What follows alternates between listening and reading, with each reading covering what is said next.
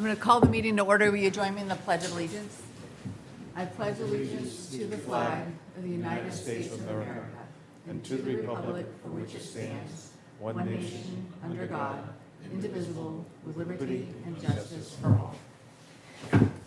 Good evening. Welcome to the Monday, August 26, 2024 meeting of the Westport Select Board.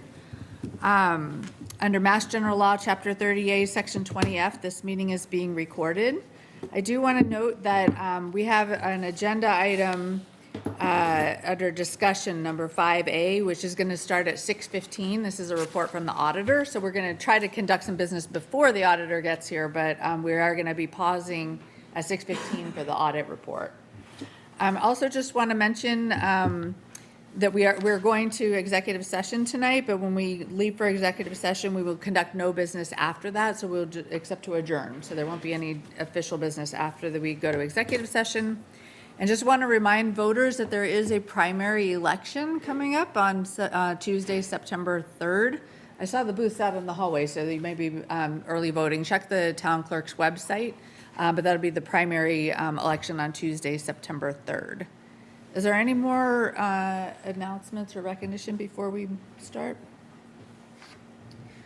Okay, so the first item we have is a public hearing. If there's anyone here for the hearing, you can come up. We have a request from Jumana Shadid, doing business as Top Quality Auto Sales, Inc. for a Class 2 license and repair license at 1018 State Road. Nicholas Obeid as manager with a total of 62 cars. So we have a note in here that the building inspector did approve the parking plan for this site. And the note says the police report has not been submitted, but I see a police report. It came in today. Yeah, so there's a police report expressing no concerns to that. Welcome. Can you introduce yourselves? Hi, Jumana Shadid. I'm the owner of Top Quality Auto Sales. Okay. Hi, how are you doing? Nicholas Obeid. I actually work for them. I've been representing them for 4 years, almost Okay. 3 years and a half, I want to say. Okay. And do you want to just explain to us what you're requesting? Yeah, so I'm going to ask Nicholas to represent me, explain for you all the information. Okay. Since my English kind of limited, so he can explain better than me. Okay, that's fine. Thank So you. since over the years, we have actually been expanding the business over there. We started at 935 and then we expanded to 937. And since we've been doing great over there with great reputation also in Westport and a lot of returning customers, happy customers. So we decided to take the 1018 State Road to start preparing exactly the same thing that Prestige was doing, getting the cars prepped, ready over there, detailed, whatever they have to do to it. And at some point, we're going to be displaying some cars on the front line as well over there, but not really going to conduct business a lot over there. So it's going to be most likely at 935. Okay, thank you. Any questions from the board? There's a public hearing. Is there anything from the public? So what is the pleasure of the board? Move approval of the license application as submitted. So we have a motion and a second to approve the license as submitted. Is there any discussion? All in favor? Aye. That's unanimous. Thank you so Okay. much. Good I luck. appreciate it. Thank you so much. Thank you. For 2A, we have a request from Gerald DuPont, doing business as Edible Creations by Jerry at 35 State Road for a common victualler license. Do we have anyone here for that? I had a question about this one. So we have the police report, which was favorable, and we have for a common vic, do they need a Board of Health sign off? They will need to get approval from the Board of Health as well. Okay, so they will need Board of Health Separate approval, but it's yes. separate from Yep. what we have to do. That's correct. Okay. Is there anyone here to talk to that one? The paperwork was all in order for the common vic. Move to approve, Madam Chair. Subject to Board of Health approval? I would make that part of the motion. Second. Okay, so we're moving to approve subject to the Board of Health approvals. Is there any discussion? All in favor? Aye. Aye, that's unanimous. We have a request from Michelle and Brian Hay, sorry, if I just said that wrong.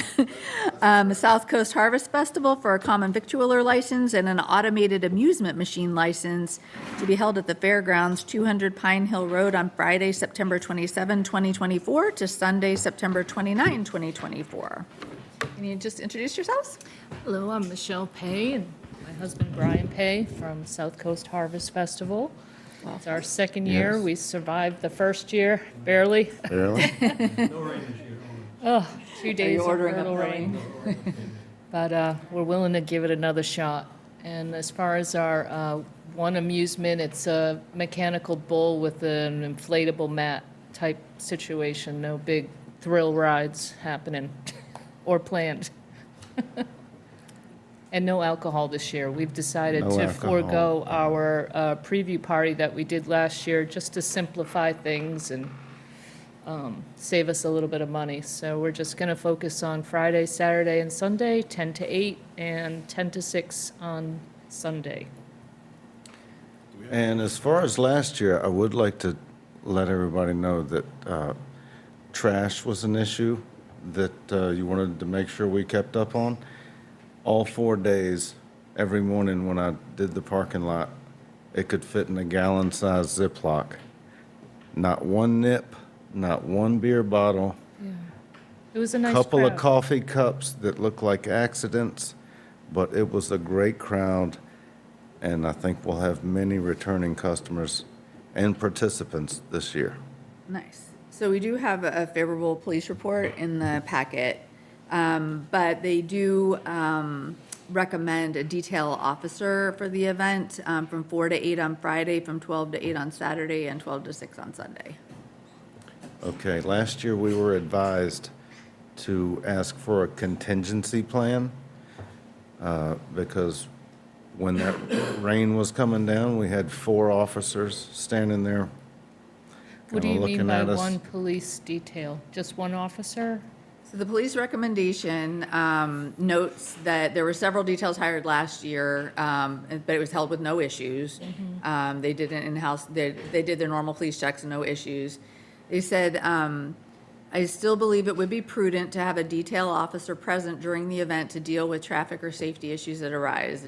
Suggested detail Friday 4 to 8, Saturday 12 to 8, and Sunday 12 to 6. Okay, that sounds reasonable. We're That sounds open great. to having one officer there, Yeah. but they did, well. Only one is- That seems agreeable, Yeah, they're just saying a Absolutely. detail officer, one officer. yeah. I think we had 4, and it was We had pouring. 4, and it was pouring rain. And it was hard to I had call a them back. hard time. We called down to the station, and they said, you're stuck with them. So And- they, so and they then suggested. Then they worked with me the next day, Yeah. Yeah, which also rained. so they're only recommending one now. I think they're Okay. the We're- not We're having happy, alcohol. we're happy to have them there. All Absolutely. right, I'll move it subject to police recommendations. Second. Is there any other discussion? You want to just tell everybody again when it is? September 27th through the 29th. And how last weekend how in can they learn more September. about it? SouthCoastHarvestFestival.com. Great, all right. All in favor? Aye. Aye, that's unanimous. Good luck. Thank you so much. Thank you. Have a good rest And, of your meeting. Hope thanks to for see you coming, there. Larry. Yeah, hope to you. see you No there. rain this year, no rain. Thank you. Put your rosary beads up for us. Apparently, we got to practice on for the mechanical bowl, too. Yeah. 2C is a request from the Holy Ghost Club at 171 Sodom Road for one-day liquor licenses at 179 Sodom Road for the following dates: Sunday, September 22nd, fundraiser 12 to 5; Saturday, October 5th, fundraiser 12 to 5; Saturday, October 19, October Festival 11 to 5. Move subject to favorable police reports. Second. So we have a motion and a second to approve, subject to the police recommendations. Is there any discussion? All in favor? Aye. Aye, that's unanimous. I don't see the auditor yet. 3A, we have a request from Chief Christopher Dunn to reappoint Michael Chica and Sean Munzing as full-time police officers. So this is a yearly reappointment. Yeah. Hey, through the chair. Any idea if, I think Chica's been yearly, any idea if he's getting close to tenure yet? He's got to be, it's only 3 years, right? It's at least, yeah, I thought we've already done a couple of years. Okay, I was just curious. I'll move him. Second. So we have a motion and a second to reappoint Chica and Munzing as full-time police officers. Any discussion? All in favor? Aye. Aye, that's unanimous. Looks like Chica was hired in 20, so you're probably right. So just 2 years, all right. Request to appoint Greg Lavoy as a seasonal cemetery laborer. Jim, you want to tell us about this? This would be part-time. He had worked for the highway department, cutting grass, and for the last few years, and we can use some help in the cemetery department, especially for September and October as the growing season starts again. So I'd recommend approval. I'll move him, yeah, he's at the Veterans of Vets and whatnot, he's a veteran, so. We have a motion, do we have a second? Second. All right, we have a motion and a second to appoint Greg Lavoy for seasonal cemetery laborer. Any discussion? All in favor? Aye. Aye, that's unanimous. We have a request from Bonnie Strebel, the library director, to appoint Joshua Brum as principal clerk and John Maderos as library maintenance specialist. Do you want to come talk about it, or you want Jim to? P.S. I really loved your video that you had with your assistant library director. Please go on social media, go find the video. You've done some cute ones over there. Thank you very much. All right, so you want to tell us what's going on? When Amy Medeiros was moved up to assistant director, her principal clerk position became available, and Josh Brum, who is already in the union, applied for the position. And then when Roland Dumas resigned about 2 weeks ago, we had the maintenance specialist position come open, and John Medeiros, who is also a union member, has applied for that. And they're both previous library employees, so we're very excited to have them back. Okay, great. Do we, it's not on the agenda, but do we need to backfill any position, post for any backfills here? Yeah, so on the next item, we have the Council on Aging with posting of a principal clerk and the maintenance specialist. Okay, all right, so that's next. All right, so anything for Bonnie on the two appointments over there? Just through you, Jim met all the requirements, hiring requirements, we're good to go? Yep. I'll move him. Second. So we have a motion and a second to appoint Joshua Brum as the principal clerk and John Maderos as library maintenance specialist. Any discussion? All in favor? Aye. Aye, that's unanimous. And we have a request, the next one, thank you. Okay, thank you very much. Did you have anything, you didn't have anything else on? All set. We have a request from Beverly Bish to post the Council on Aging principal clerk and maintenance special positions internally and externally. So those are the two positions that were just vacated by those appointments we Correct, just yes. made. Skip town. I'll move him. Second. So you're moving to post internally and externally? Or you Yes. want to do this? Internally Yeah, first, that's how and then at the end of Internally 7 and then days, we'll do Through the external. process, yeah. Okay. Any discussion about that? All in favor? Aye. Aye, that's unanimous. I don't think we can quickly attend to any of our action items here. And we have Mr. Roselli on the video. On the screen, there he is. There he is. Welcome, Tony Roselli. You all can't see him. You don't have a, well, we can see him over there. So we have Mr. Roselli here for the audit report with Roselli and Clark. Dick, you want to introduce anybody, or you want to? Well, just to say that the audit committee enjoyed having Mr. Roselli make the audit report. Those are the financials, and as well as what used to be called the management letter, now it's the governance letter, and it has a list of recommendations. I think you'll find the report to be quite pleasing. But Mr. Roselli appeared before us remotely and discussed the report in great detail. We asked him to come tonight to simply answer any questions that the board might have. Mr. Roselli has been the town accountant for many, many years. He's well-known around here, and we're glad to have him here tonight. So with that, I would say, Madam Chair, if you'd allow, Mr. Roselli. Welcome. Hello, everyone. Thank you for having me. And hopefully everyone can hear me. I don't know if you've got the report up. I was just going to go over the 5 or 6 points I had. I can just kind of read them and elaborate on my desk. So we have a bunch of information. We have a bunch of reports from you. So is there one that you recommend that we look at? Yeah, so it would be the thin one that's just like in letter format. Okay, well, they're all on file names on PDF. Let's see. Do you know which one he's talking about? Do you know which one? We normally talk about the governance letter. Yeah, the governance. Okay, the governance communication. We'll open that one. Thank you. Thank you. So I can go through that. And this is a new format for what was called the old management letter. So the AICPA is always coming up with new ways to present things. So this basically asks us if we had any significant issues, which we had none, if there were any gap, generally accepted accounting principle departures, which we had none, if there were any material weaknesses or significant deficiencies, which we had none, If we had any disagreements with anyone at the town, we had none of those. So all of those questions are answered in a positive manner. So if you go to the third page, we can go through what's called the other audit findings or issues. And let's see, there's 8 items that I discussed in pretty good detail with the audit committee about a month ago. So we can go through those real quick. And feel free to jump in if you have any questions. Just wanted to note that the findings are getting smaller and smaller every year. For the old guard, you remember, back a few years ago when we had like 10 or 12 pages of findings. Now we're down to a handful of bullet points, and half of these are informational items. So, so that's a good trend. It's very good news for the town that you're heading in the right direction.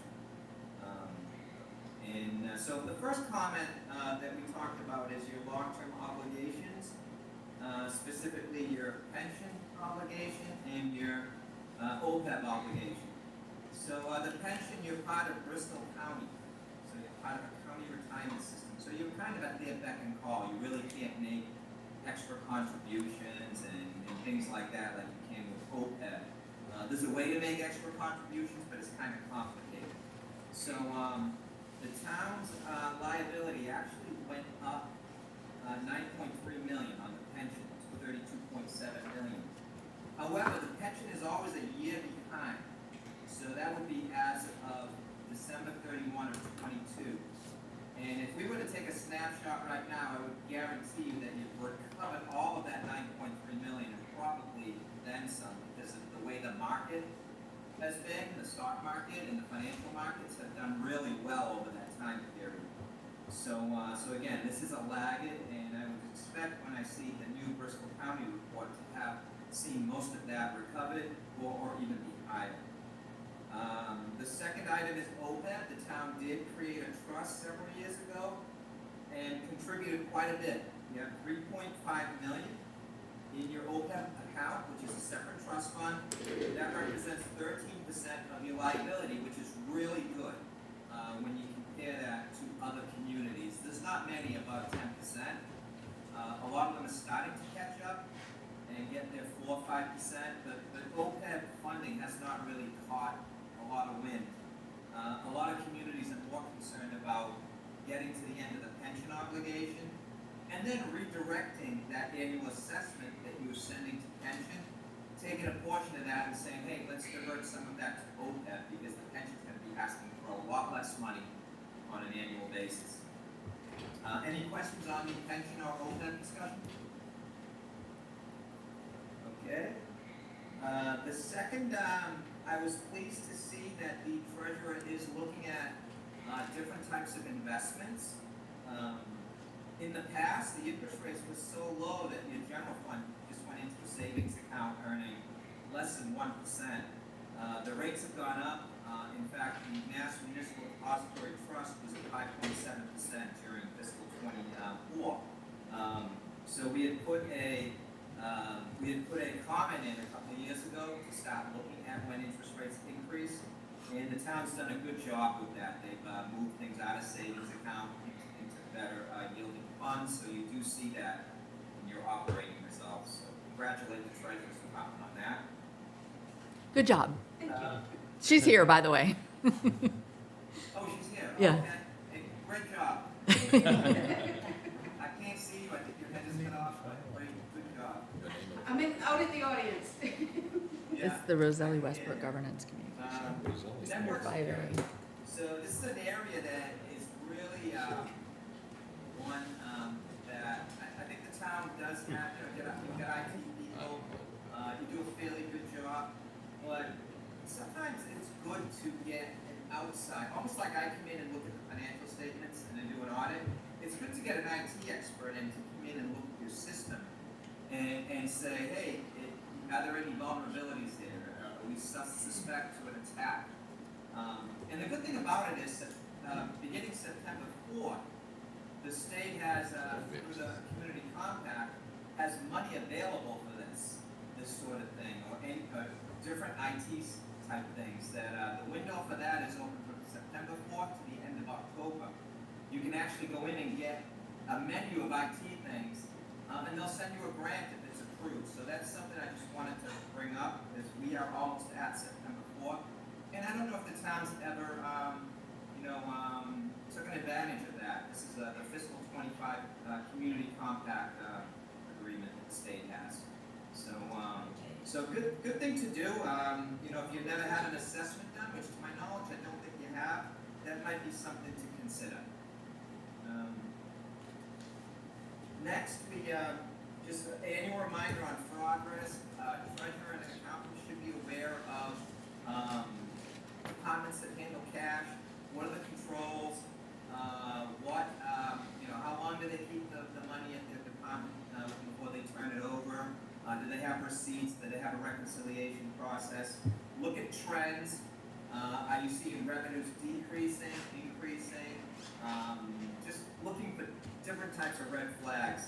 And we do talk to town management about this when we're doing the field work, about areas that hey, go take a look at this. Maybe there was a delay in that sort of revenue.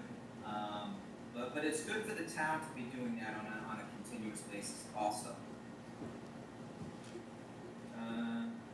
Next comment is on ARPA, and this is just a reminder. You have to have it fully committed before the end of this year, December 31st, 24. Fully committed, either a contract or a firm purchase order. And then you have until the end of 2026 to spend your ARPA money. So it's just a reminder, if that doesn't happen, they start clawing back the money.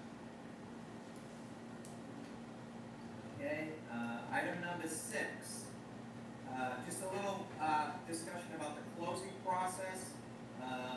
Nicole's transitioning it in, your accountant, and there were some unique things this year. You had MSBA things coming in, construction projects closing out, you had long-term debt.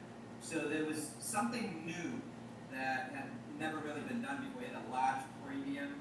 So some of that accounting was an educational process for Nicole, which we sat down with her and went through and talked about what entries need to be made when those things happen. But it did delay the closing process a little bit. So I just wanted to highlight that in the management letter. Number 7, we had a comment on the tax lien process. The amount's been the same thing for at least 10 or 11 years. So wanted the treasurer take a close look at that. This is a foreclosure activity actually, which has been the same. So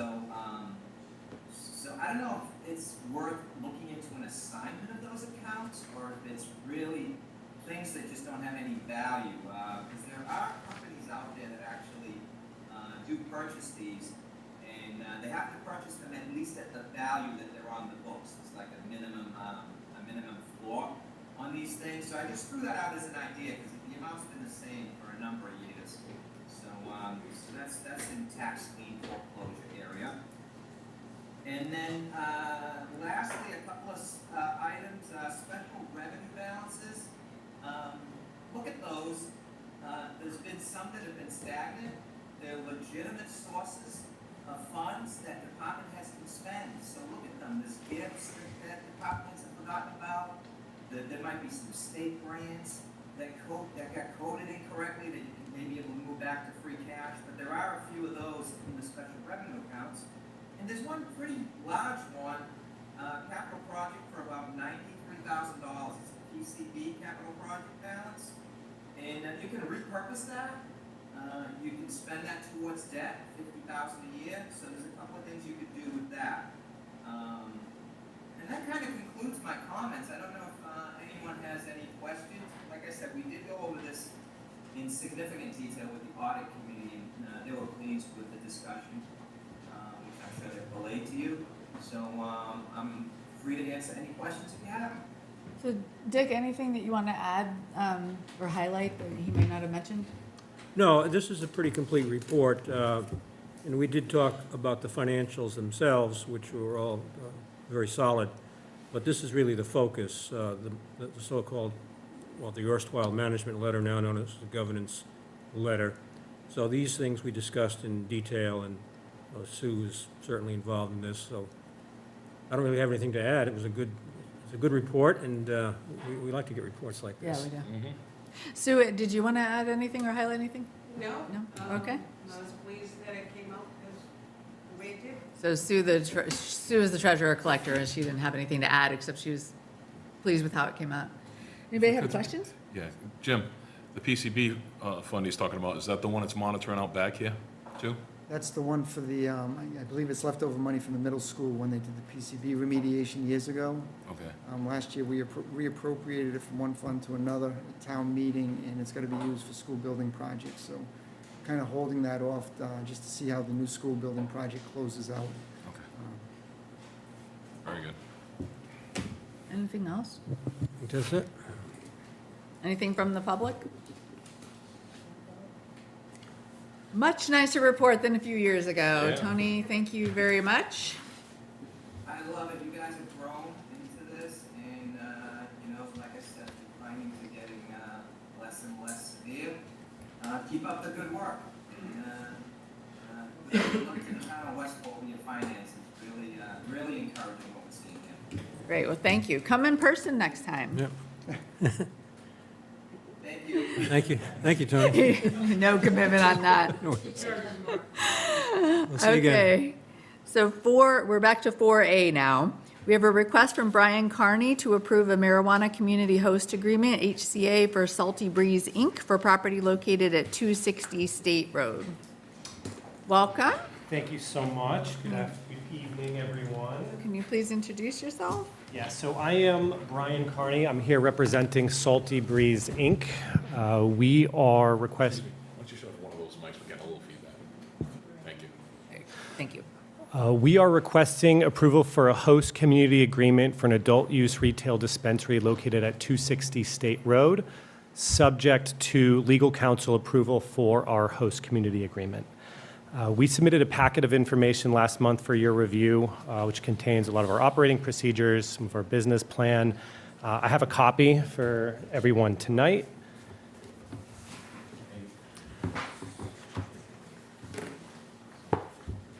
Thank you.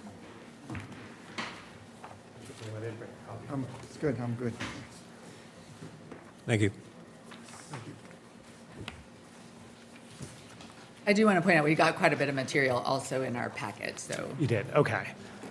This is redundant information. This is the same information that you have. The only thing I did include in the back of that packet is the proposed language for the host community agreement, which I should point out and note that there has been a change in the Cannabis Control Commission's structure towards host community agreements. They have proposed their own draft model, which is what I presented to you tonight. And they're requesting that every municipality throughout Massachusetts adopt the same HCA, so there isn't ambiguity and there isn't any issues that could present themselves with different language.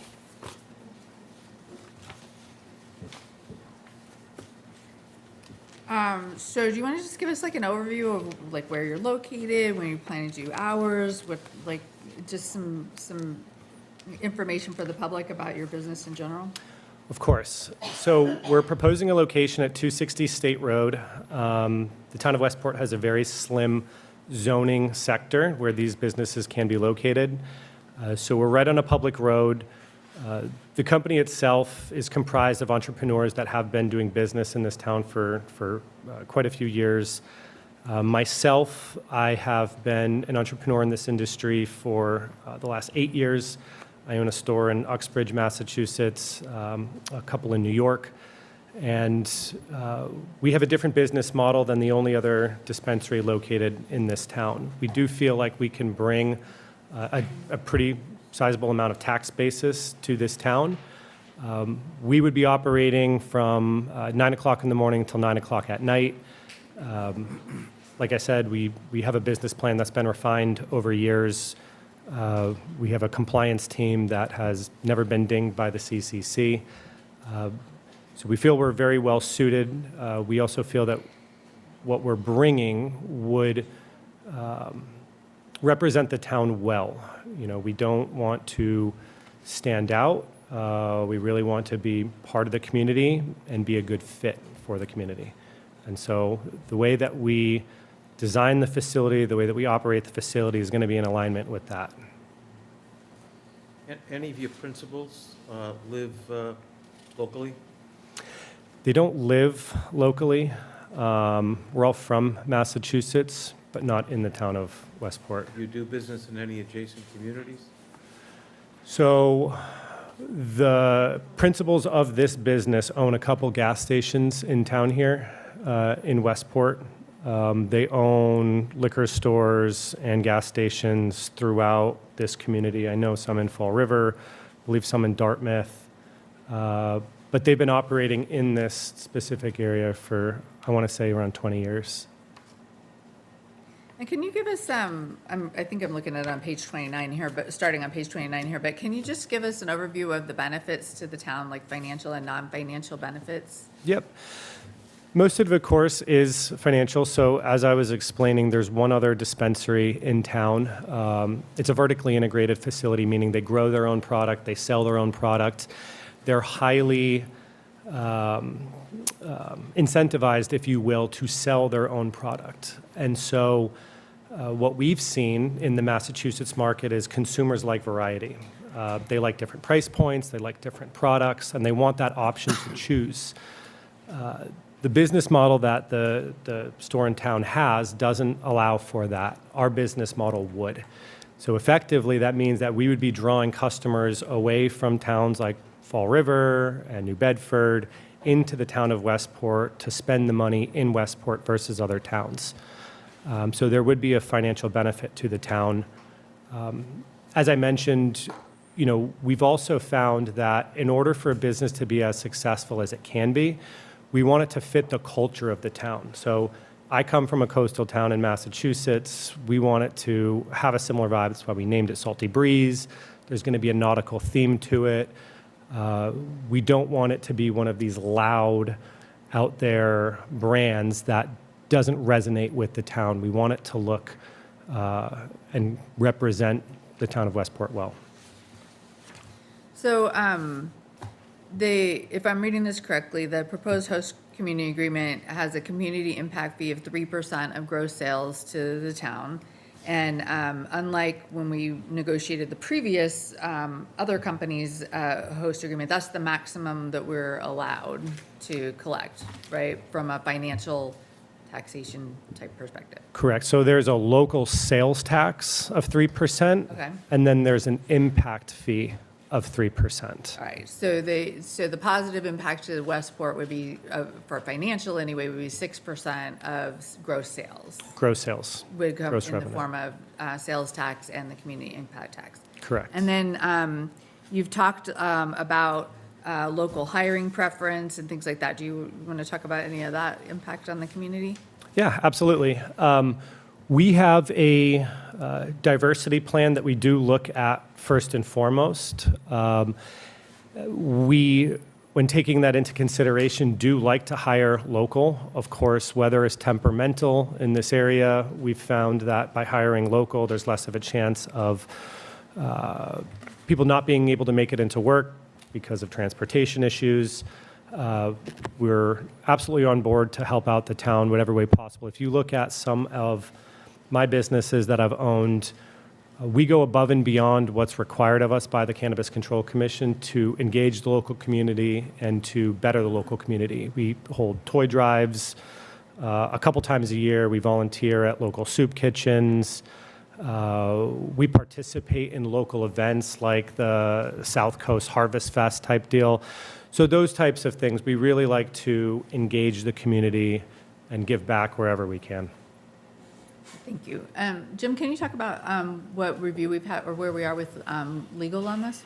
Yeah, so we sent up the agreement to town council. They're currently reviewing it. I've had one meeting with them last week. We hope to have an edited version back to the board for their next meeting.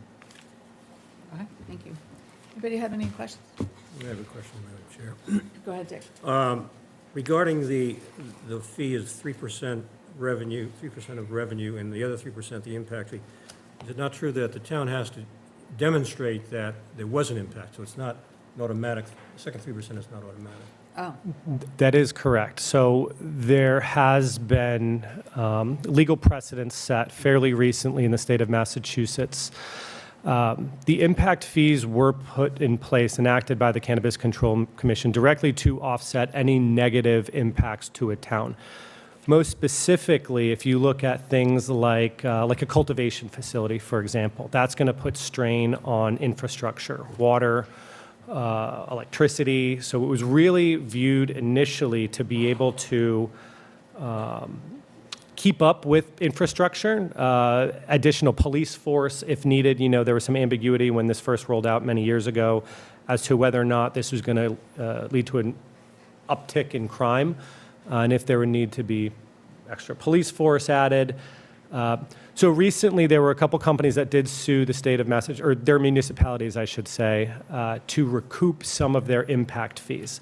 So it is important to note that these impact fees are being viewed by the Cannabis Control Commission as fees that are used to directly offset negative impacts to the town. So it is not an overall blanket 3% fee that can go into the general fund.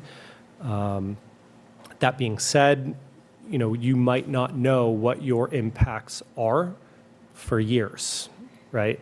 So the fees can still be collected. Just a question with respect to revenue. Is it net revenue or gross revenue? Gross revenue. did you have more questions? I had one, it was a $10,000 contribution to charitable causes. Is that an annual 10,000 or just a one-time? It's an annual. And is there any restrictions on that, or do you know what other towns are using it for? I don't have a legal background. This is where it gets a little gray because I know as of the last year, there's been some legal precedents set where towns have required businesses to contribute X amount of dollars to charitable causes against the company's will, if you will, to contribute. And I know that there has been some pushback from the state to require X amount of dollars above and beyond what's required in the host community agreement already. That being said, you know, what we have signed up to do on our own willingly is contribute $10,000 a year, every single year, on our own accord, separate from the language written in our host community agreement. This question, is that cash or in kind? Pardon? Cash or in kind? Cash. So toy drives and stuff, that doesn't count towards all that stuff? No, that would be different. Steve, you had a question.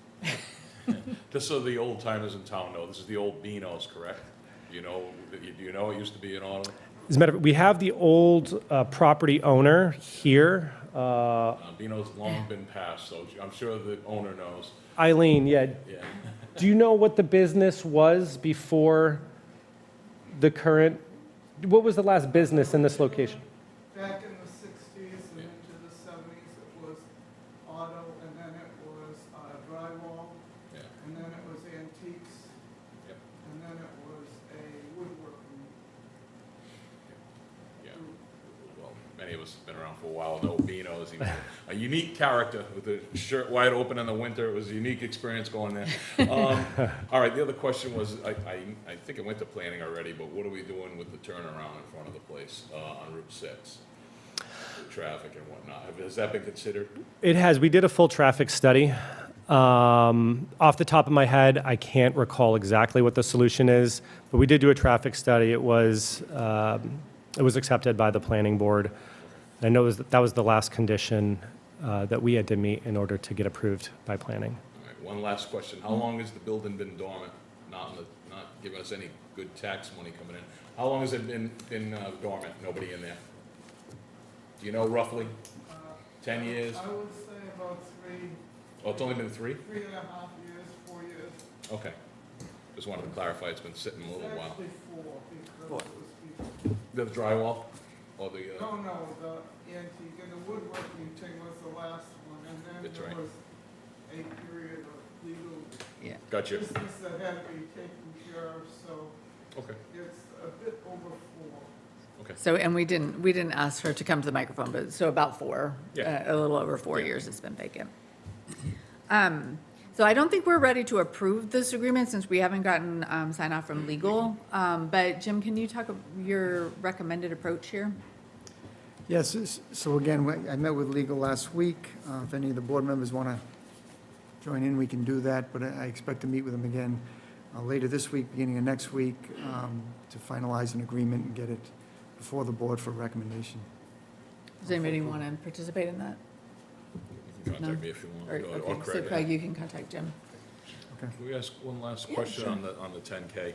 Do you ask for public input on that, or is it something you totally choose? Because what I'm thinking of is fire, police, or even, I don't think the DARE program is big anymore, but even drug programs in school, do you help support that? We would be happy to. In fact, we'd welcome it. All right, thank you. Is there anything else from the board? Yeah. Anything? Yeah, go ahead. Jim, could you let the public know, so what were the concerns from the attorney? Weren't so much concerns, it was more, that they gave us a template done by the Cannabis Control Commission. They had asked if we wanted to put in any requirements for lighting, for hours. I had noted that a lot of that was addressed with the planning board, so we wouldn't necessarily need that. The term of the agreement was another question. If the board wants, for 3 years, 10 years. There was some insurance liability type things that they would like to include in the agreement. And there was a section of the agreement that was not included in the package that they sent. So it seems kind of minor. I mean, I think it is relatively minor. Yeah. I think it's going to be much easier than it was last time, so. I think it's nice that we got the money from The last first time, one though, in, the yeah. first one in is always the hardest. Yeah. All right, so it doesn't sound like we have any particular concerns. It's just that we want legal to give us the final version here. Would it be possible to ask for your vote of acceptance pending legal review and acceptance? I'm not prepared to vote for that. I'm not prepared to vote for that Yeah, I either. can't either. I can't, I see more information. But assuming it's all, I mean, we meet every 2 weeks, so, yeah, we meet every 2 weeks. So I think once you've negotiated that with Jim, I think it'll be just a formality mostly. Okay. Was there anyone from the public who had any comments? No. All right. Anything else? So we're willing to, in the next 2 weeks, we're going to work with legal so that when they come back in 2 weeks, we can vote on, that's what we're looking at right now? We're going to see if they could reach agreement in 2 weeks. Yeah. Well, I mean, So we will get them a draft, is the plan, unless something holds us up. But the intent is to get them a draft for them to review prior to the next meeting. Thank you so much. Thank you. Do you have any of the planning board info within your package? It's in there. I didn't see it. There's a Okay, whole- okay. there's I a didn't whole go bunch of through stuff everything in yet. there. Okay, It's, just wanted to catch him before he escaped, that's all. No, there's a whole bunch of, so this is the site plan I can approval, speak on so the planning board page stuff, Steve. 19. It was approved by planning board. Yeah, there's a whole site plan The approval engineer was inside. Sean Leach. Yep, Sean I'll Leach, let you know. they have There's, a Mass Highway approved plan that they'll be able to submit for the curb cut and all that. all right, 4B, we have a request for acquisition of sewer easements and properties located at 35 and 287 State Road by eminent domain. Jimmy, you want to talk about this, or Steve, you want to talk about this from the I infrastructure? think Jim worked on the details last. Jim? So it's been discussed a number of times. It went before the Infrastructure Oversight Committee, and they've recommended that the Select Board make the takings for these two properties. This would be an easement for the pump station at 35 State Road, which is right near the Fall River line. There's really not too many options for that location, where if, regardless of when or if the sewer goes in, that's probably the only location where the pump station can go. So that's kind of critical. I will say that the easements include a permanent taken and temporary easements. Temporary easements are only good for 3 years, but, so they may have to be retaken if a project does not get constructed by that time. The other one, which is 287 State Road, is property owned by Meatworks. This is in the front of their property. It's kind of an isolated area. It is right in front, but it's an area that really isn't suitable for other types of development. And this would get us through the first section of the sewer contract if we get funds in the future to construct it. It's been designed for these two locations, so there is a benefit to doing that. We've had the appraisals done. We also have ARPA money from Bristol County that has been approved by them for these two locations. I will say that I've spoken to the owners of 35 State Road, and I've spoken to Cindy, who's been working with 287 State Road. 35 State Road is not opposed to it. They're somewhat in favor of it. The only point they mentioned was that they'd like the board, and I mentioned this at a previous meeting, that when betterments are discussed, if betterments are done in the future, that we look for legislation to exempt them from the betterments because they've already been vetted by the project. They already have sewer He's talking about to the their 35. buildings. This is 35, Ways. yeah. 287, again, is Meatworks, and Cindy here can speak if she wants, but I think they're both somewhat in favor of these two takings. Madam Chair. Yes. From prior discussions about the owners being favorable, why do we need to do an eminent domain at all? Is that part of the requirement? So- Some legal reasons for doing that? Yeah, we wouldn't have to do eminent domain, but eminent domain gives the town very good title, right? So it clears the title when they make the taking, if there was a title issue, not that there is, but it puts the town in a better position. These aren't, it can be a friendly taking, normally they sign off ahead of time, they did not sign off, but they have not opposed it, so there are some benefits to the town to doing a taking as opposed to a transfer. Yeah, I know that. I was just wondering if this was a harmonious engagement, why we needed to do that. And if the other parties are amenable and they feel the compensation is fair, is eminent domain needed at all? Although I recognize it benefits to us, but does it present any benefits to the property owners? I don't think there's any specific benefit to the property owners, no. Whether we do eminent domain or we do simple transfer by deed, I don't think there's a benefit to them either way. But is this, if I may follow up, Madam, is this so-called friendly, and once this is done, I don't want to be looking at legal issues here. I consider it friendly. I've spoken to both of them. I've met with LaFrancis a number of times and discussed it, and they're not opposed to it. We work said no objection either. It'd be a benefit to us to have the sewer actually come down that far. So for those who didn't hear, the representative from Meatworks said that they have no objection. It's beneficial to them. I also verified with LaFrance to make sure there was no confusion. And like Jim said, I guess one of the advantages of eminent domain is that their concern, like Jim mentioned, is that they don't want to have to pay for betterments down the line when they've already got it hooked up, which makes sense, but we've got to jump through the hoops on it. We might have to do a legislative letter. So there's a little bit of work on our end as we go forward. But as you know, this isn't coming out of taxation, it's coming out of the funds that we only have for a limited time. So, we need to giddy up on it and move along. Anything else from the board? Is there anything from the public? I'm going to vote no on these takings. I respect the people who want to go forward for the reasons you want to go forward. I don't believe it's appropriate to have a taking for a project that has not been funded, and there's no clear path to funding for the project, so I'm going to vote no. If someone wants to make a motion, there's a specific motion that would need to be made, and they're written in the agenda, so if somebody wants to move that, please use that language. The red. Yeah, I see it. Red right there. All right, and I want to clarify again, it's because the funds are there, and the chairperson is right. The project is not going forward at this time. It is just to acquire some property, so if we do get funding, that'll be less of a burden on the taxpayers. We'll be ready to go. Lot less hurdles and more likely to get funding to help the public. Motion number 1, move to adopt an order of taking in the form presented, taking easements for sewer purposes at 35 State Road, and to award $44,400 in damages to the owner of the property for the taking. Second. Any discussion? All in favor? Aye. Opposed? I vote nay.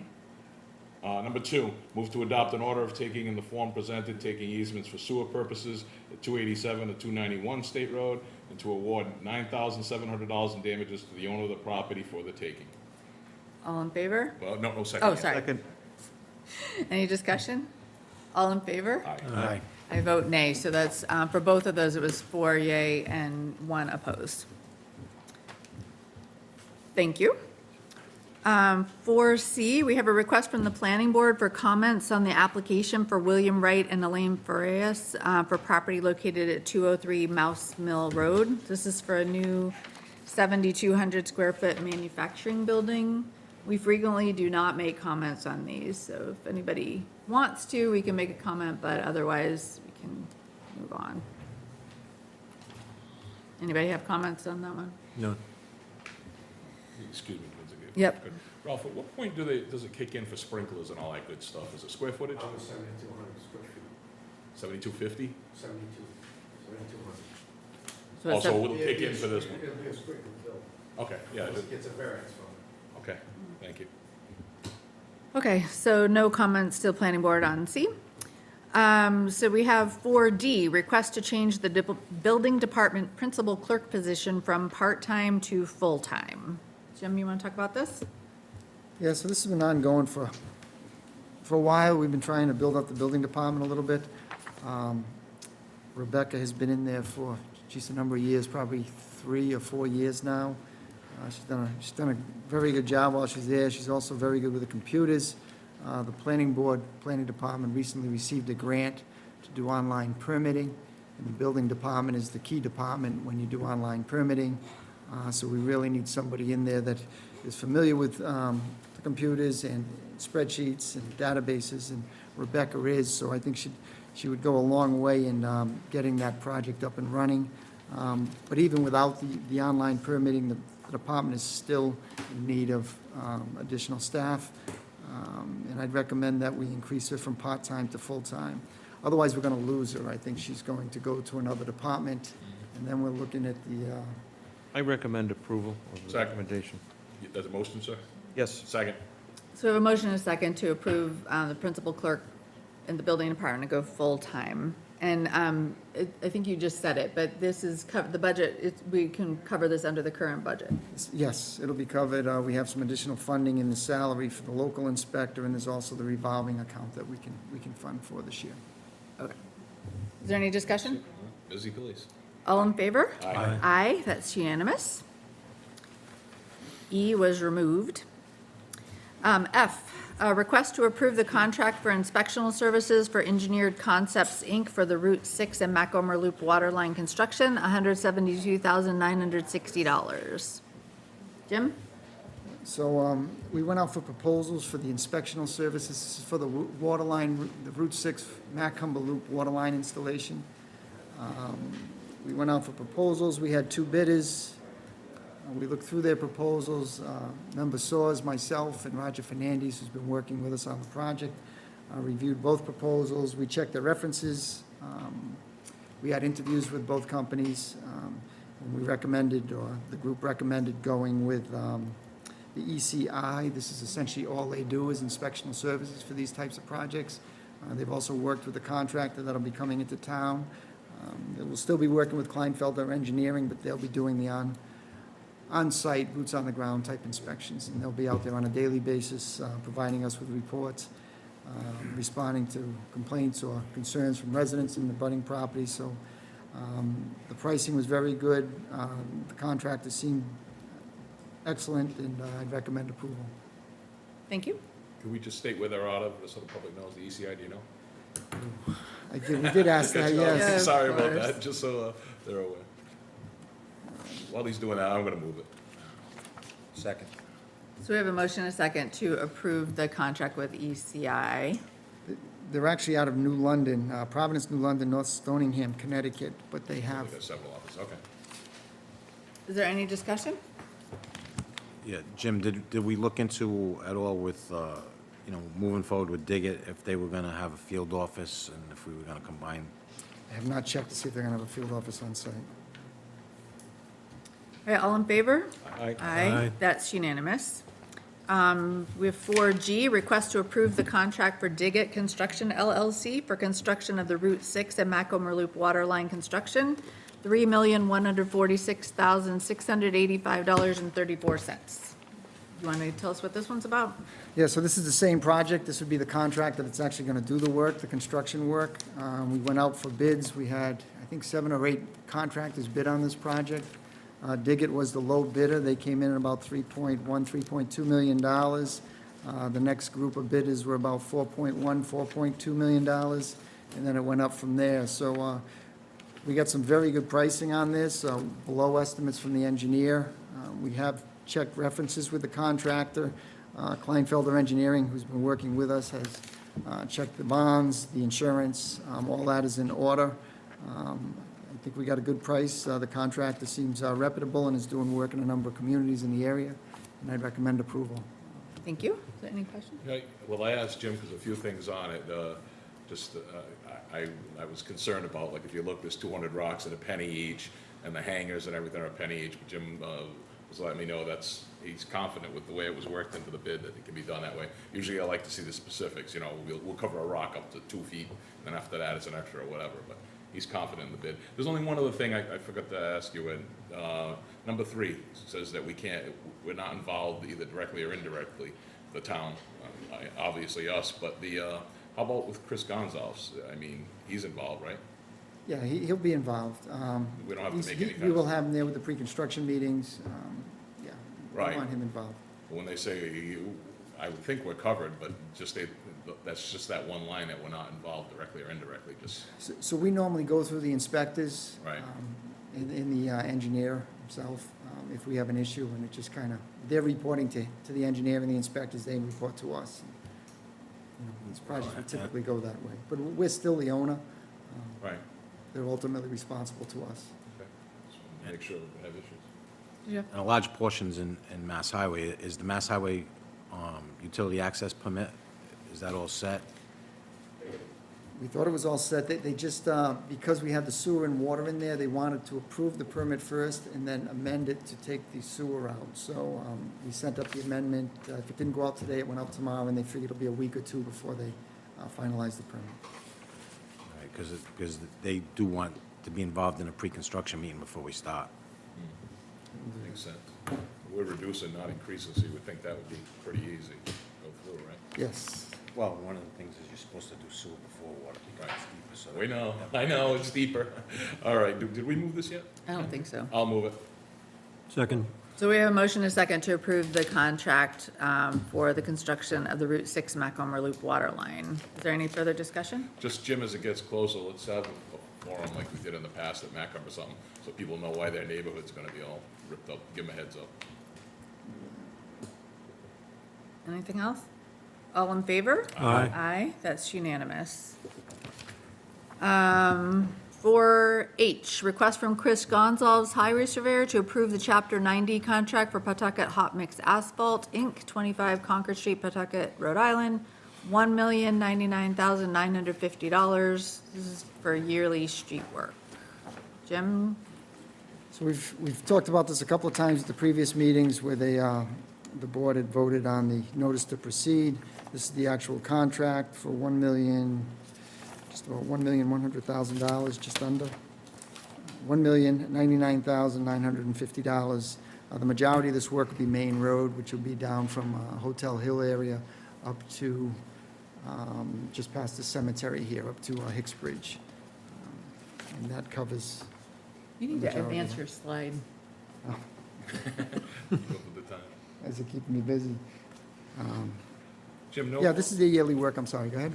no reduction in asphalt pricing with fuel oil squeaking down a little, it hasn't affected that? So in these Chapter 90 contracts, they do have a provision in there, an escalator for asphalt, so if it goes down, it does reduce it a little bit. It's not going to change it much. Might be able to do an extra 5 feet? Yeah, it's, All right, I'll move it. Second. So we have a motion and a second to approve the Chapter 90 contract. Any further discussion? All in favor? Aye. Aye, that's unanimous. So we already did 5A, so 5B. We have Eileen Moncrief with the Council on Aging with updates and a status of the strategic plan. Good evening. Welcome. Muriel is with me. I think you all know Muriel. Can you just state your name? So that- I'm yes, sorry. I'm Eileen Moncrief. I am the new chair for the Council on Aging Board. And Muriel, your mic is off, so you need to hit the button. There's a little button. There you go. Muriel Kokoska, I'm the treasurer of the board. Great, thank you. So, we wanted to give you an update, but we're so sorry that we couldn't come earlier because August 21st is National Senior Citizens Day. We don't know that you got to celebrate, but congratulations to all those to whom this applies. It was the cover of our August newsletter, and the September newsletter is coming. We just wanted to give you a brief update of what has been going on. I've been on the board for really only 2 years and been in town for 12. Muriel, you are a fixture. Yeah, about 14 So, I mean, years. she's- I lived here most of my life. Right. You wearing a lot of hats around here. That's right. Some of the things that are going on that we're really excited about, and I got to read today, was maybe the penultimate final draft of our strategic plan, and it's been 2 years in the making. We have really looked at all of our constituents, our partners, and in town, in the state, and on the national level of really what is going on for the aging. What I think is interesting to remind people is that as of the 2020 census, over a third of the population of Westport is age 60 or older, so they're eligible for services.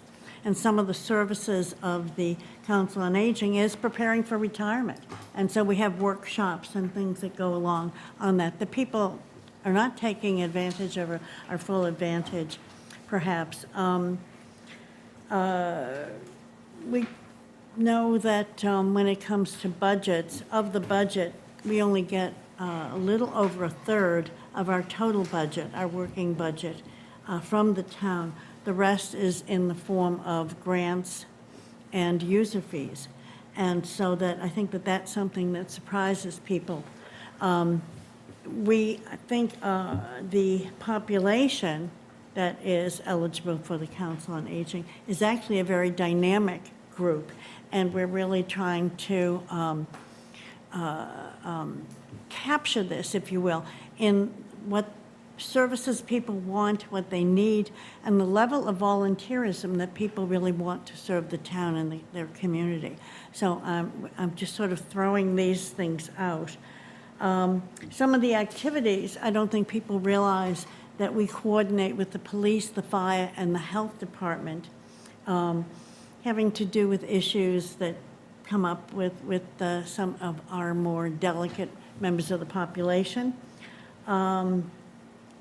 We are probably really more of a social service agency than people realize because we deal with outreach. We have 3 individuals that actually go into people's homes, do home visits. A lot of health classes, programs coming in and doing part of the outreach. Transportation is something that's interesting with the amount of transportation that goes on. It should be more. It should be something that people really think about. It's also for safety, not only for the individual, but for the rest of the community, we've noted a few times. The Council on Aging also does exercise, tech programs. One of the things that I think is very interesting is that people might not realize is that during tax season, over 300 families in town had their taxes done at the Council on Aging.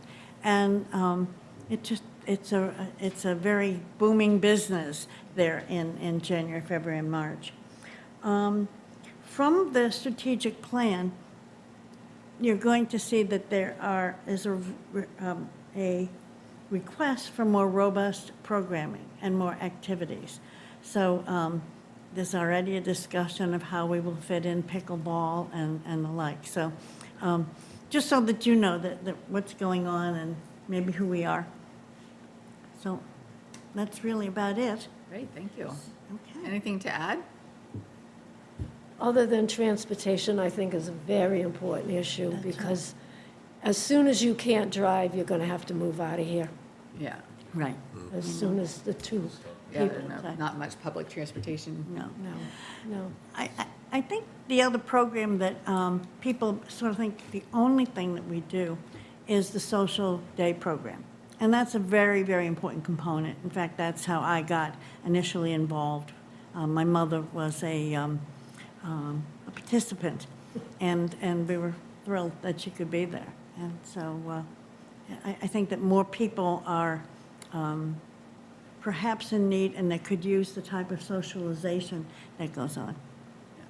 I think you're our liaison. And right? he's our Yes. liaison, And I yes. did want to make a few comments. I didn't participate in the strategic plan. I thought that was truly a Board of Directors function, but I did review it, and it's well-written and it really hits all the high notes.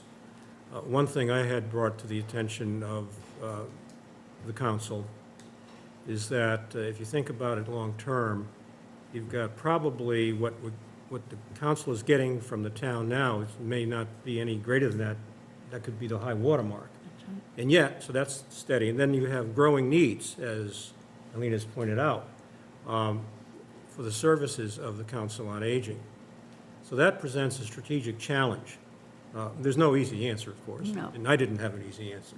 But I did suggest that you keep thinking about it as a team and ask yourself the question, at what point do you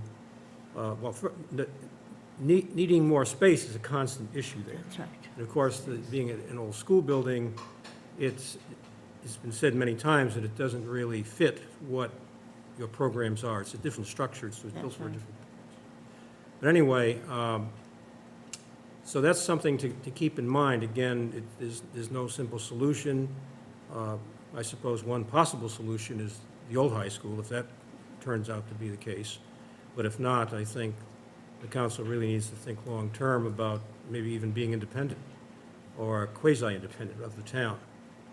Because the town will not be able to, in my view, based on what I know, this could change, of funding the council to a greater amount than it is today, whereas the needs keep growing. But Right.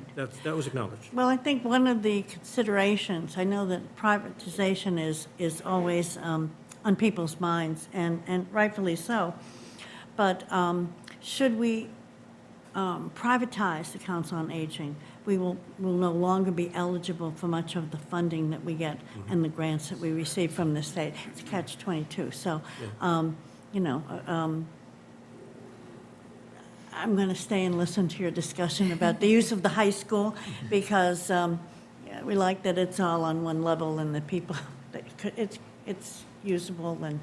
Walk the halls in the wintertime, it'd be nice. That's Stretch right. them legs out. That's right. Better than going to the Dartmouth Mall. Well, the other good thing is if we ended up moving the offices there, the town nurse would be there too. God forsaken, you need something, or if you wanted your booster.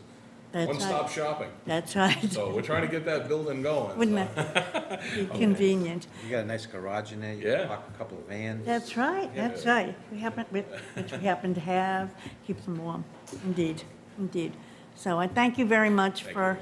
I want to thank you for coming and reminding us of all the services, because I know we're going to come into the season soon where we really have to look at making some really hard choices in town. And I just think it's really important that people know the work that you're doing. So I'm really appreciative that you kind of reminded us all. So Good, thank you good, for thank you. coming. And I'd like to come and make a presentation when we have our strategic plan more more buttoned up. It's really not ready for, other than Dick is the only one that's gotten to see it outside of the board. But we've been working, as I say, for 2 years on it, and it's very interesting, some of the suggestions I think that people have come up with. Thank you. Thank you. Thank you. Have a good evening. Well, Jeff, you came in just in time. You must have, it's like you're paying attention somehow. So we have just 5C, the Hicks Bridge Landing Bench on the westerly side of Hicks Bridge. Do you want to talk about that? Sure. This is Jeff Bull. Hi, I am Chair of the Landing Commission. The bench is going to happen. We have the bench. The Landing Commission owns the land. We've figured out a place to put it. The issue before you, which I've been working on for 5 years, and it keeps sort of, I run out of steam every 2 years, is parking for disabled and other permit holders on Hicksbridge Road so they can easily use that piece of land that the town of Westport probably hasn't used in 80 years. It's beautiful. It's a lovely view north of the river. It's not the most ideal parking as far as safety, but it's certainly safer than parking in front of the annex or all the other places in town that are not ideal. We would increase the sight lines. The Highway Department has an order of conditions to increase the sight lines coming east on Hicksbridge Road. We would be rolling the boulders in about 5 feet, so we're clearly off the road. Richard Brewer was at there and can attest to it's a beautiful place, and it seems like we ought to be using it. We're paying to mow it, so let's use it. So this isn't just about the bench, so the bench is gonna, so this is on the westerly side of is it west or north?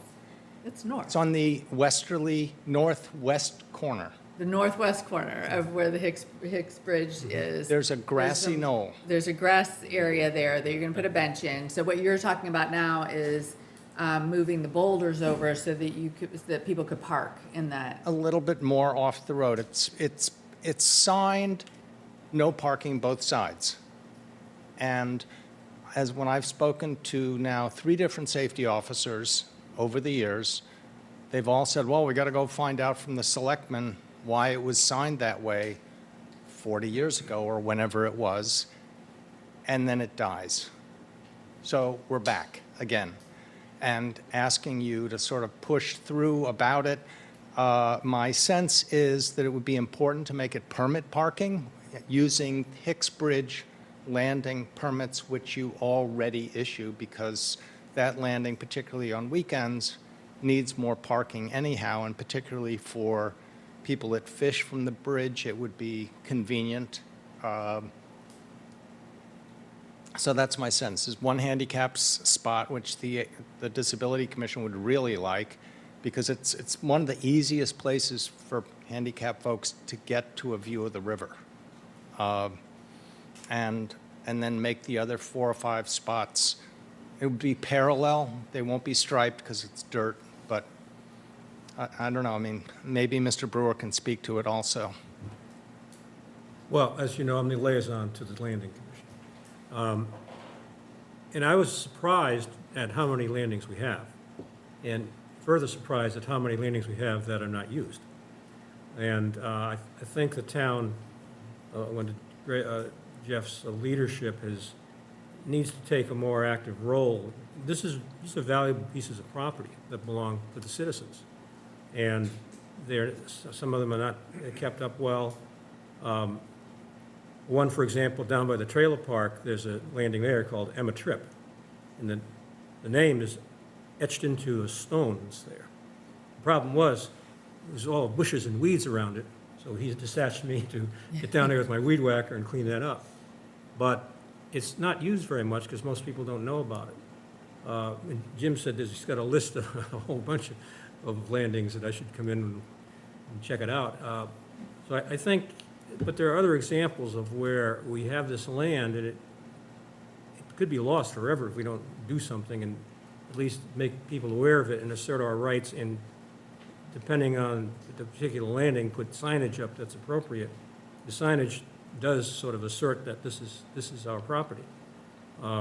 So it's something that's sort of an underutilized resource. So I'm kind of enjoying this liaison job, and but this particular piece of property, I've been driving by it now for years, and always wondered what it was. There's a plaque there that talks about what it was. It was the first establishment to have a liquor license in the town of Westport. That should be worth saving. But anyway, clearly, it's got a long history that's very, very interesting. I guess it was a restaurant there, is what it was. But anyway, it's a wonderful piece of property, and it should be used. So that's So are you just informing us and wanting to hear our opinion, or is there some action that you're looking for? My understanding from working with the Highway Department and the police in the past is that the Select Board is in charge of signage along the road. And typically, I would expect you take the advice of the police safety officer, et cetera, about, well, gee, does this need to be signed this way? I think from what I have heard, part of the reason it was signed that way many, many years ago was so that people who were not Westport residents wouldn't come and fish from the bridge. I think we have the ability now to consider making it permit parking, which should help with that problem. It's not that different from having permit parking on Beach Avenue, which we have. So my sense is for that section of road, a couple of signs that say permit parking and a handicap parking spot, that's what you need to ask the police to then ask Chris Gonzalez to create the signage and change that. We didn't want the whole world to know, but that used to be a premium crab spot. That's why there was a problem. That's why there was a problem. There was many out-of-towners there to bring a bunch of people, everybody. But wait- I'll throw crab out, chicken out in a string, and that they went.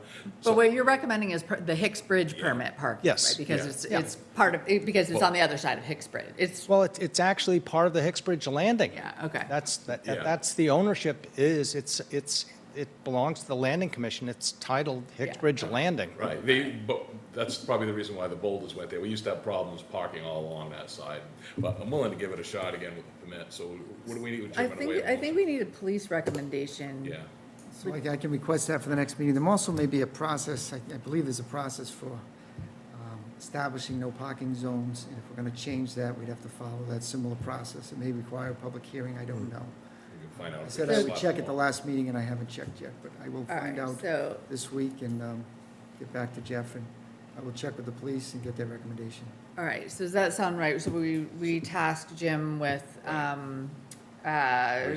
researching the requirements for changing the no parking, Yeah. the police recommendation, and I guess highway confirmation, they can Yeah. move the boulders, and then bring that back as an action item. You don't need that as a motion, do you? I don't think so. All right. Is there Just any- Make sure that's gonna, we get a handicap sign in. Yeah. Yeah, that we need at least one Yeah, handicap disability. space. Make sure of that. All right, but yeah, maybe they'll have a recommendation, because you're gonna be cutting Here's out my traffic. Yeah, maybe they'll have recommendations, because you're gonna be pulling into traffic, so. Yeah. Well, let's find out if we put up the signs, or if there's a big plan there. Sounds good. All right, Jeff, anything we should add to that instruction to? Well, I think just also to understand that the other major landing public park in town, if you saw the high tides last week, it's rapidly disappearing. And this is an area that's least dramatically above high water.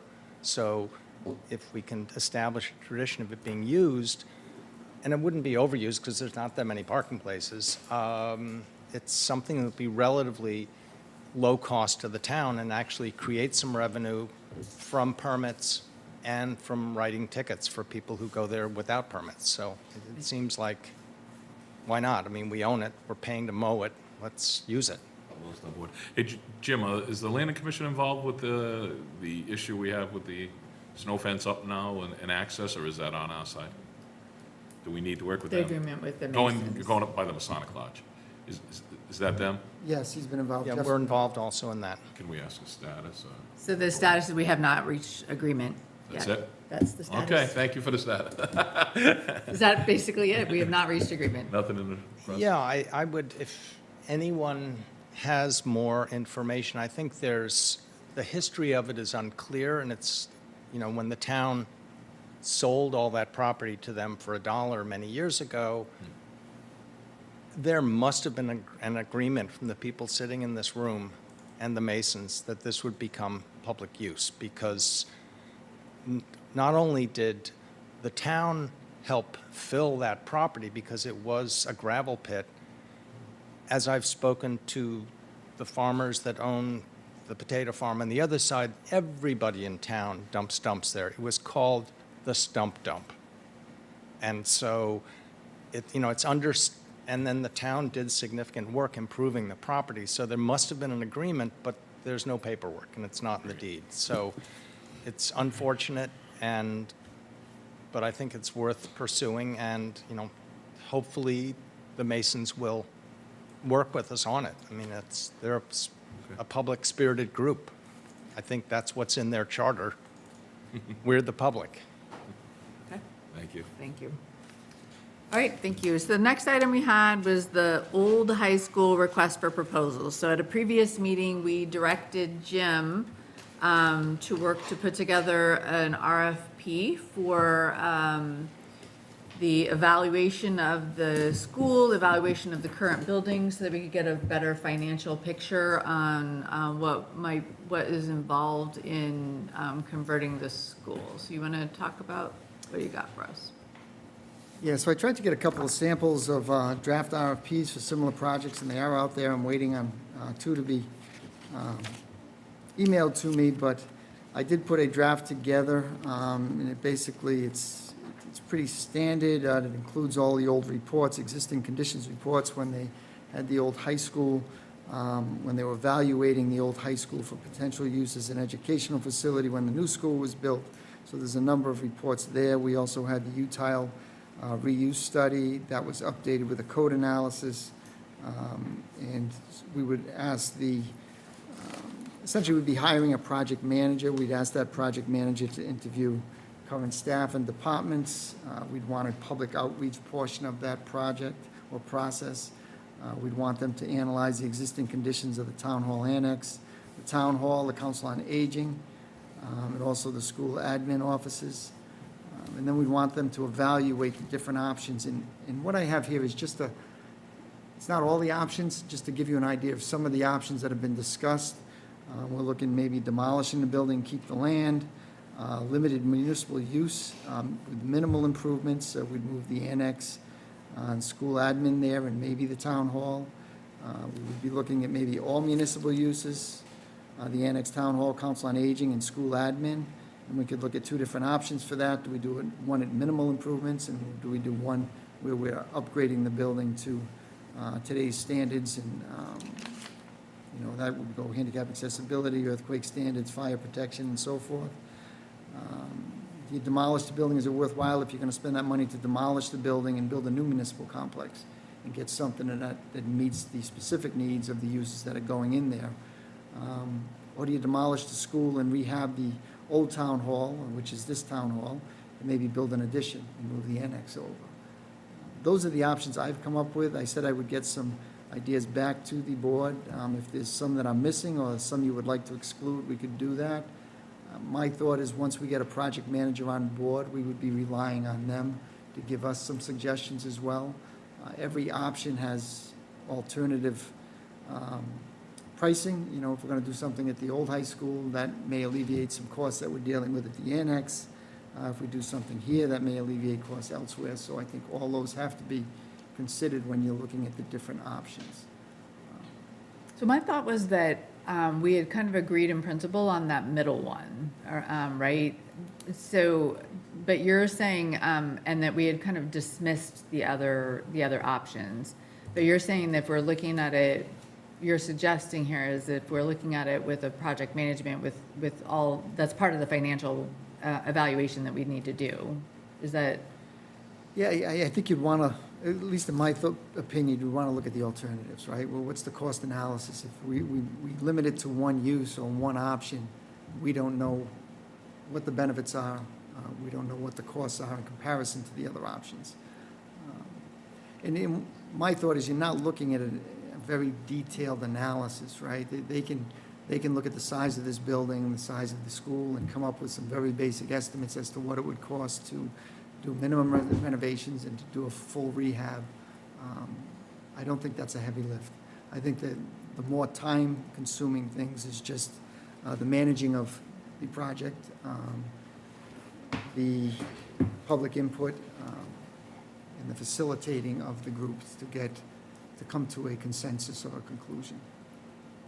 So Dick, I know you were kind of the proponent who recommended that we go out for this. So what are your thoughts about what Jim's talking about? Well, I agree, and that's consistent with the Long-Range Building Committee, which made a point in their slide, and Mr. Thrasher's here, he could talk about that. You got to look at all the buildings, because that's a big part of the equation. And some of the buildings like this one are historic. So you can't just look at it, in my view, and say, do we do this with this school building, the old school building? You got moving parts here.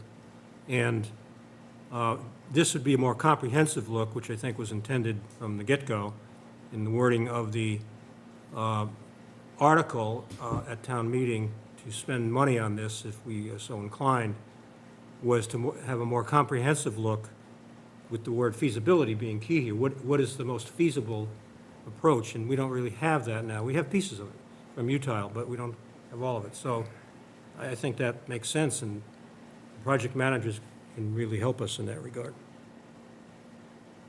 Is there a motion needed at this point in time?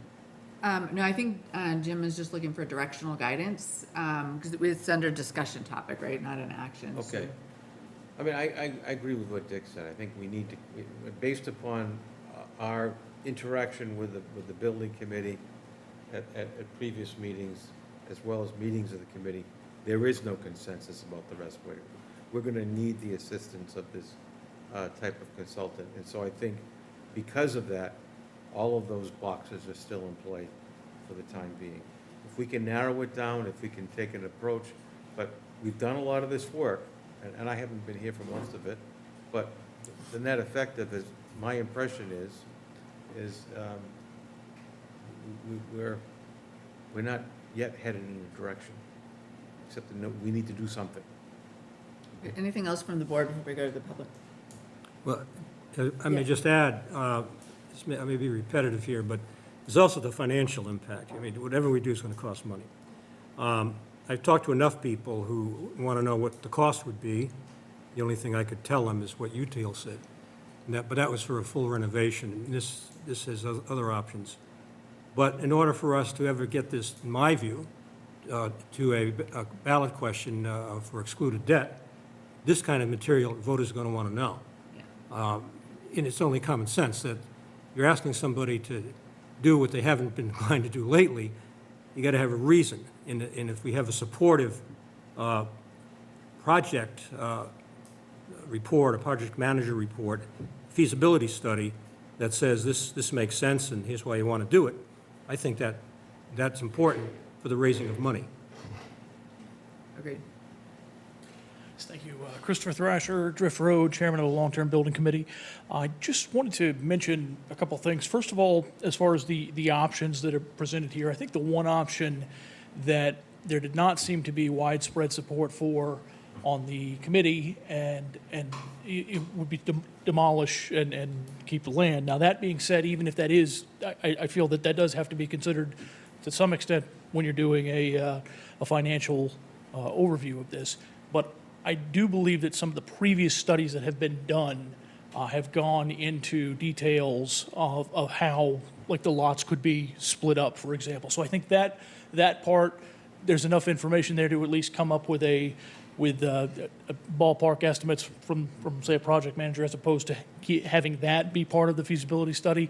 But my other recommendation would be, again, as Mr. Brewer mentioned, it's imperative that any study that's done looks at every town building, because none of this exists in a vacuum. And you know, in order to make a real cost-benefit analysis that can be useful to the decision-making process, you have to look at the expenses that are being incurred across the town buildings. There's no question.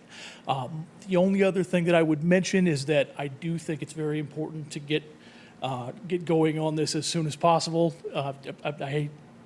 This has been going on for years, and I'm not hearing anything tonight that hasn't been discussed at length many times before. So I'm just hoping that there can be, you know, an RFP for even if it's just a project manager, as opposed to doing an evaluation study.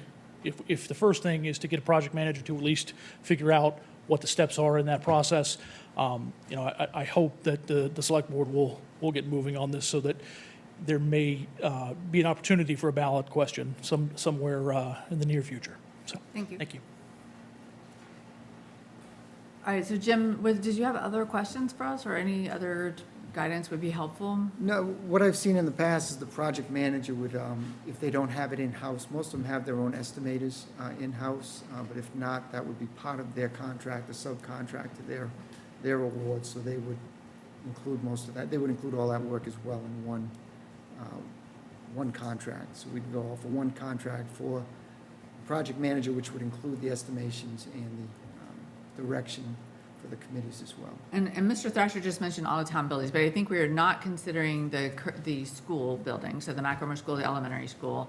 I think we're not including the library, and not including the harbor master. I don't think anybody really wants to move the harbor master away from the harbor. But I don't know, what do we think? Do we need to throw the harbor master in there? No. Yeah, I don't think so. No, I Yeah, mean, all right. you So find out that- the expenses, you get the bills together and whatnot, so, okay. Yeah, I all know right. we're getting late, and heat needs to be on in that building soon, so. All right, any, So I can finalize the RFP.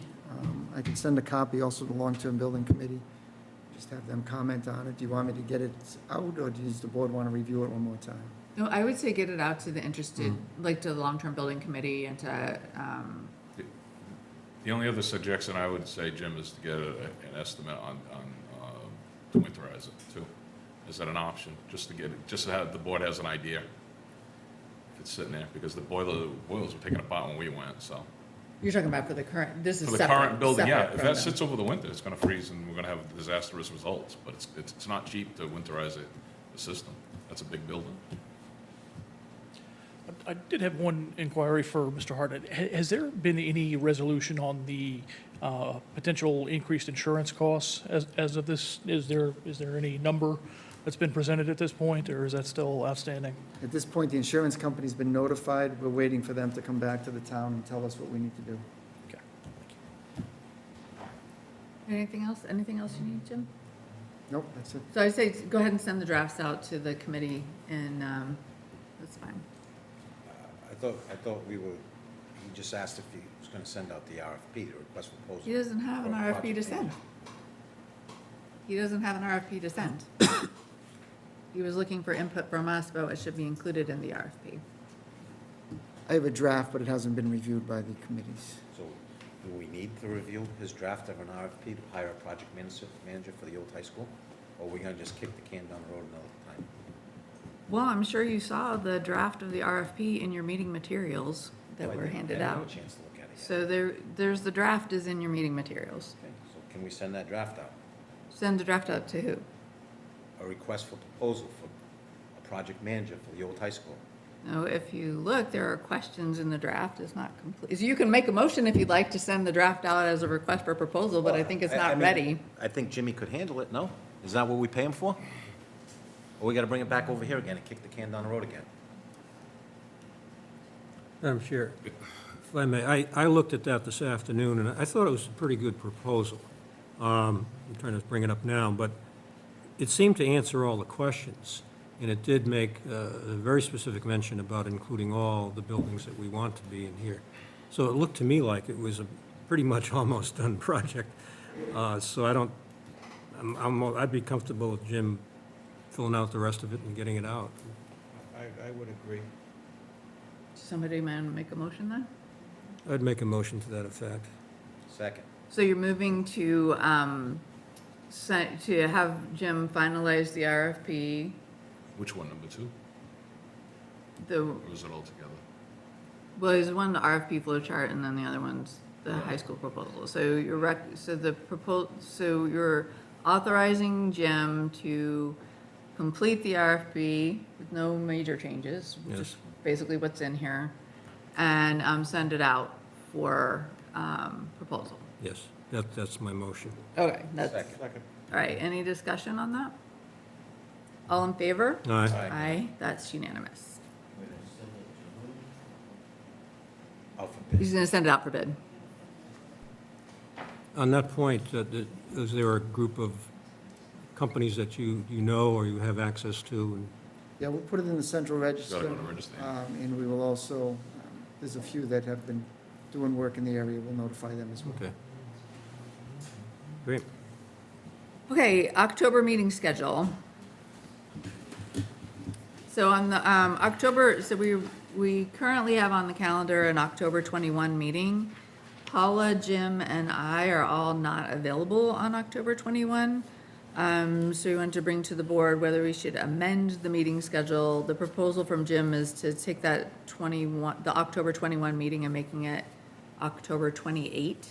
That would mean that we would have 2 meetings in a row. We'd have October 28 and then November 4. And I think the part of the problem with the 21st is that we wouldn't have anybody to prepare, because Paula is out the week before, right? So we don't have anyone to prepare the agenda for the 21st. She's out the first week of October, so I'll be able to prepare the agenda for the 7th. I'll be out that following, the week before the 21st. Yeah. So what are the meetings, the 7th? So today we have them on the 7th and the 21 and then the 4th. And so 7th and 28th?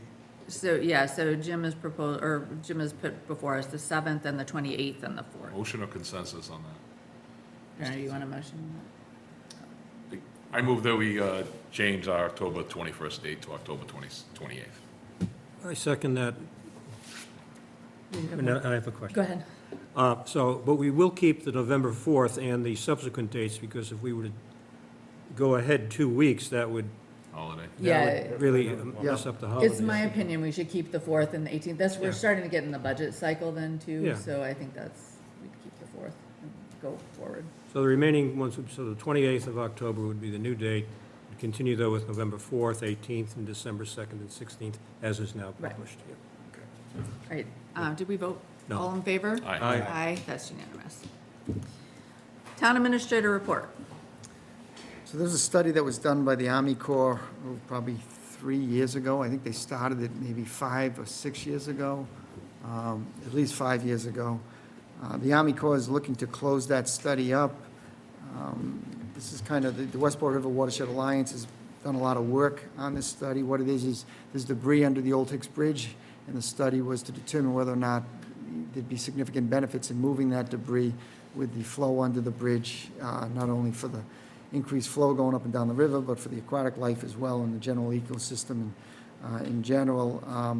The Westport River Watershed has asked that, and we sent a letter to the Army Corps requesting that we have an additional 2 years to extend the study before they close it out. I'm not sure the Army Corps is going to grant that, but that letter did go out. The watershed is studying, they have tide charts, tide gauges on both sides of the bridge right now, and they're just studying to see how much flow goes up and down under that bridge. So if they have a little bit more time to study, they can provide that information to the Army Corps, and that may change some of the results of their initial study. If I could. Jim, that I don't know the technical name for it, the deep hole that's there, did they decide it's good not to put any fill in that, or are they still looking at that? I think the general consensus is that it's not a good idea to fill it. Yeah, okay. Yeah, it's called a scouring hole. And actually, my son-in-law dove it for watershed, and it's full of oysters. Yeah. Actually, that's what they said. They That's said what I was the oysters in there are very old. You don't see them Shh, don't that. tell everybody. Yeah. So anyway, Town Hall Annex, we had to shut the water off twice last week for a leak at one of the valves down near the pressure tank. They came in Tuesday and did an emergency repair, and then they came back Friday and fixed it. They'll be back one more time to move the cartridge filter and change two of the valves on the intake line coming into the filtration system. The American Legion building, we went out for bids. Tony Vieira's been putting a lot of time into this to redo the exterior of the building, bathroom improvements, the parking area. They have a lift to get up to the second floor that was donated that they wanted to install. We went out to bid. The bids came in too high for the amount of funding that we have, so we're modifying the scope, and we should be going back out to bid again in the next couple of weeks. Don't have Kleinfelder do it, all their bids come way down low. Yeah. Project updates, cemetery design, Power Engineering is working on finalizing the plans for the cemetery expansion. We'd like to get that done, so hopefully for next town meeting, we can look to appropriate funds to do the actual construction work. These would be 2 sections north of the existing sections, east of the garage. We also went out to proposals for the cemetery software. We had 2 companies submit proposals Thursday last week. We'll be reviewing those and making a recommendation to the select board if the proposals are good. This would be, the website that they've used is kind of a private website that has not been updated in a few years, and it's no longer supported. The gentleman that's worked on it's been doing it volunteer for years. He's put an awful lot of time into it, but again, it's not being supported, so we need to get some additional software to do that. We're also looking at the cemeteries that be mapped so that we'll have better access to what's out there, and not only for the public looking at the site, but for the workers there as well. Jim, if I could, I was going to suggest when we went around, during one of our slow weeks, if we could get an update on the cemeteries. I know they were tight for space for a while. How we're looking with that? And Yeah, projections. we are tight for space. I shouldn't say, but I think there were only a few hundred Right. available plots last time I checked, but I'll get an update. Signing every week, so.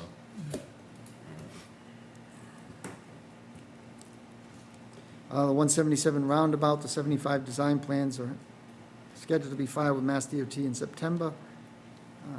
Construction funding is on the Transportation Improvement Plan with the Regional Planning Agency for 2026. That date gets moved around depending on funding and if other projects are ready or not ready, so that's a tentative date, but right now it's programmed in the plan, which is good. It's not always easy to get these into the plan themselves. The Route 177 and Giffen Road intersection improvements, Power Engineering completed their assessment of the intersection. It does not meet the warrant analysis for a full signalized intersection. We've met with Mass DOT probably about a year ago. They've recommended and with this study approved of a overhead mast arm with a new blinking light there, and we'll do some site clearing in either direction to improve the site distance. Hoping for the design to be done in the next couple of months. This is ARPA funding through the state, so we need to get it under contract by the end of December. So we're pushing to get that done. That's all I have. Okay, thank you. We have minutes. I think we were all here for all of them. Yes. So, oh, you want me to move these Yeah. things, since I have read them and, Clerk job. okay, You're the clerk. okay.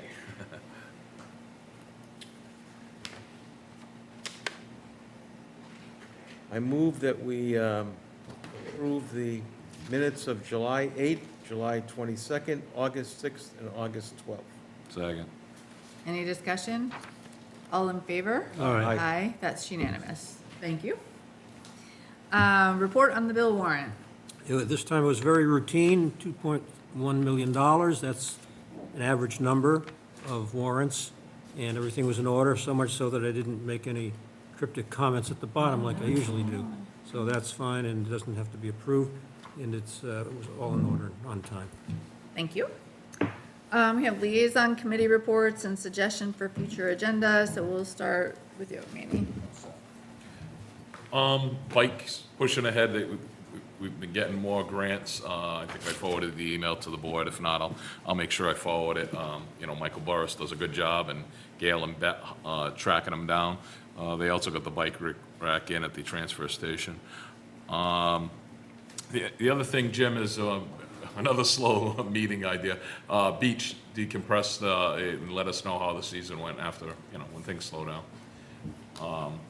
If there's any ideas we can do with parking, yes, it's a very fragile area, but it seemed to be the number one complaint with what do we got, 6,000 permits out or whatever it is. So anything we can do for the future plan. Thanks. There was a school building committee meeting. There was no real action taken. There's still just disagreement about the water coming in from the roof and who's responsible for that. So there's some discussion going on with the general contractor and the architect, so that still has not been resolved. And we're trying to get a final report on how much money is available. I think that we may end up having to make the final repairs on our own, but we want to make sure there's enough money to cover that. So more to come on that one, but that's the only meeting I had. Shauna, so in that meeting, did they discuss the septic? I didn't attend the entire meeting, so not when I was there. Yes, they did. The as-built plans, the engineering company was out there last week, finalizing the inverts that they didn't have, so we should have that, I'm hoping, in the next week or so. What about a letter from the Board of Health on the abandonment on the old system? That I wasn't aware we needed, but That wasn't discussed in the meeting? the only thing that was discussed was removing the manholes above the leaching chambers from the old system. So, because you are aware we don't have a certificate of compliance on the septic system for the high And that's what we're working on now. Right, and the permit was never picked up, so there was never a permit on it, and that permit is expired. And in that permit, it stated that that system had to be abandoned. So now we just need clarification on who's gonna come back and abandon the system. I mean, is the town paying for that abandonment that the contractor didn't pick up the permit for? So there's a few things I think the contractor didn't do, right? Right in their specs, that was their responsibility to take out the permits, to get the certificate of completions. That's part of their responsibility.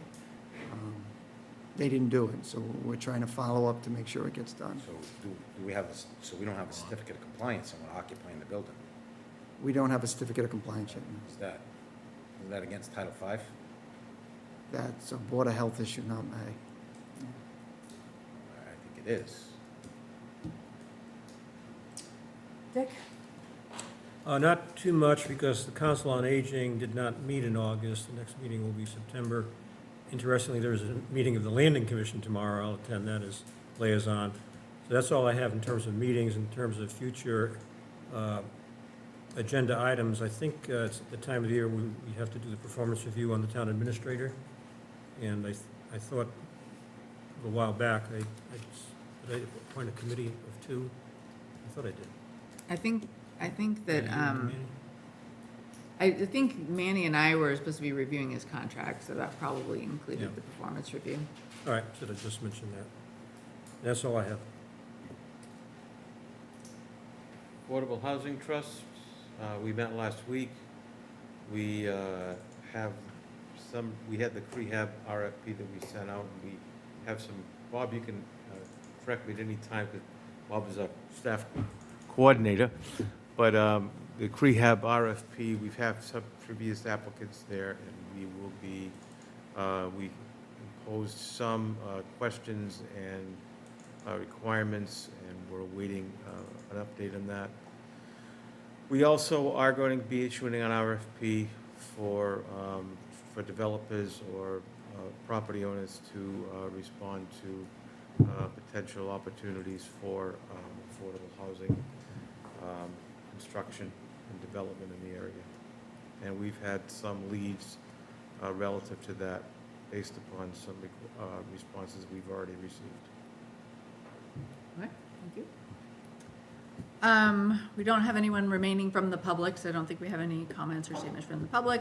I don't think we have anything within the 48-hour rule to address.